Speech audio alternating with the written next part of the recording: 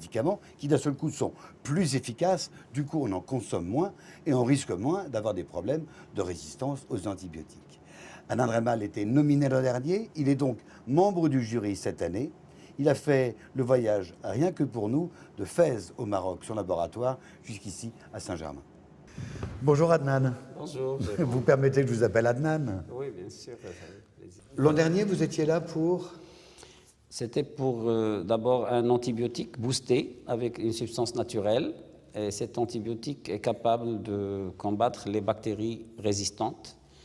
Et en même temps, pour une solution naturelle qui permet de remplacer totalement les antibiotiques et les antiparasitaires qu'on met dans l'aliment de bétail systématiquement, juste pour qu'elles grossissent, pas lorsqu'ils sont malades. Est-ce que le fait d'avoir été présent l'an dernier a boosté vos travaux? Tout à fait.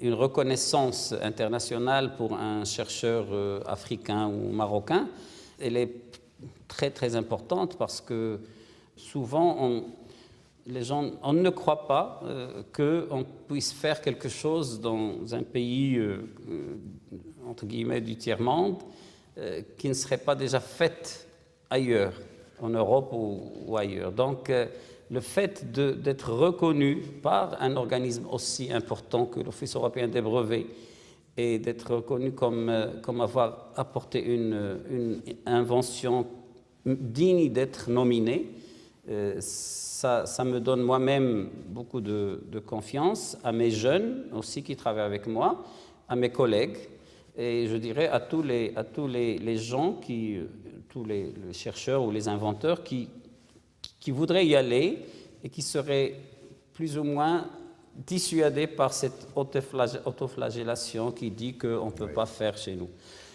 Bien sûr, ça c'est un côté, donc le côté confiance, et puis il y a le côté confiance des autres en nous, donc reconnaissance par les autorités, reconnaissance par les pairs, reconnaissance par les médecins. Reconnaissance par les autorités, c'est le roi lui-même, Mohamed VI. Oui, effectivement, je fais partie aujourd'hui de ces citoyens marocains, je dirais, qui ont eu le privilège de recevoir d'abord une lettre le lendemain de l'obtention du prix. Et ensuite, j'ai été invité à la fête du trône et décoré par donc une décoration, un peu comme la Légion d'honneur. Mais plus que cela, c'est une décoration intellectuelle, mais c'est un grand privilège pour moi, et puis aussi de s'adresser comme ça de près. Vous savez, chez nous, le roi, c'est pas... oui. Donc, c'est très important de pouvoir lui parler comme ça, directement. Et puis, il a été d'une grande sympathie, il m'a beaucoup encouragé, il m'a promis beaucoup de choses. Et donc, tout ça, ça booste. Alors, l'aventure, pour vous ne fait que commencer. En étant nominé, on peut être jury l'année suivante. Oui, c'est un grand honneur pour moi d'avoir fait partie de ce jury. Et d'ailleurs, le président Battistelli, quand il m'a présenté aux autres membres du jury et au président du jury, M. Breton, il m'a présenté comme étant la première fois que quelqu'un qui n'est pas européen fait partie de ce jury.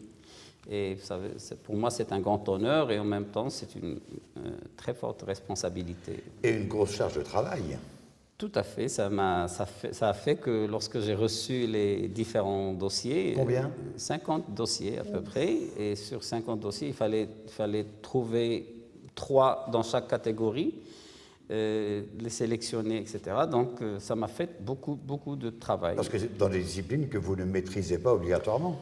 Oui, déjà, il y a des disciplines que je ne maîtrise pas. Et puis même, quand c'est de la biologie, quand c'est de la médecine, c'est quand même pas forcément quelque chose que moi, je connais plus que celui qui a fait l'invention. Donc, ça veut dire que vous avez... j'ai dû beaucoup lire, j'ai dû chercher, j'ai dû me renseigner auprès de collègues qui sont dans le domaine pour être sûr que si je dis que cette invention pour moi est plus importante que l'autre, c'est basé sur des données réelles. Alors, racontez-nous les secrets. Comment ça s'est passé? Une journée entière? Il y a eu des bagarres? C'est des bagarres polies. Est-ce que tous les nominés et les vainqueurs, ça fait 2 ans pour vous, est-ce qu'il y a un même esprit, une même façon d'être? Qu'est-ce que vous avez en commun? Oui, tout à fait. Ce que je remarque à chaque fois, c'est que quand on lit les travaux de ces nominés, on se rend compte que c'est des gens qui ne cherchent pas à faire quelque chose de différent des autres. En fait, ce sont juste des gens qui suivent la logique, sans être influencés par des barrières, sans être influencés par des mythes qui existent parfois dans certaines disciplines. Mais ils pensent différemment. Donc. Voilà, et du coup, justement, ils se libèrent, ils donnent une certaine liberté à leur façon de réfléchir, et c'est ce qui permet de sortir de ces sentiers battus et justement de résoudre un problème qui n'avait pas été résolu avant, ou alors de simplifier. Donc, c'est ça le génie. En fait, moi j'aime bien le trophée qu'on nous donne. C'est quoi ce trophée? C'est une voile. C'est la voile d'un bateau. Et c'est quoi la voile d'un bateau? C'est juste un tissu, un morceau de tissu. Mais combien il a profité à l'humanité, ce morceau de tissu. Donc cette invention d'utiliser un morceau de tissu pour faire avancer un bateau, c'est vraiment génial. Et c'est ça, donc la vraie invention, pour moi, c'est quelque chose de très simple qui va résoudre un problème très important. Choukran. Voilà, je crois que vous savez tout. Le jury est nominé